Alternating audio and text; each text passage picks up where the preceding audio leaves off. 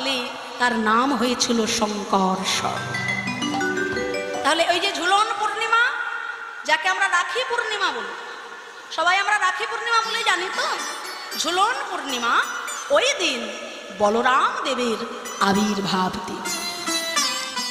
7 মাস ছিলেন মা রোহিণী দেবীর গর্ভে, আবার 7 মাস ছিলেন মা দেবকীর গর্ভে।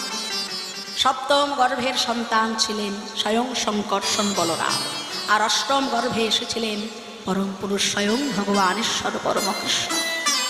তাহলে আমার পিতা বসুদেব আমাকে বাঁচানোর জন্য মাথায় করে নিয়ে যখন ওই ঝড় বাদলের রাত্রে নন্দালয়ের দিকে যাচ্ছিলেন, আমি চিন্তা করলাম আমার মা যশোমতীর কোলে আমি যাব কেমন করে। কেন? আমি তো এখনো গর্ভ স্নান করিনি। তাই নিজের ইচ্ছায় পিতার মাথা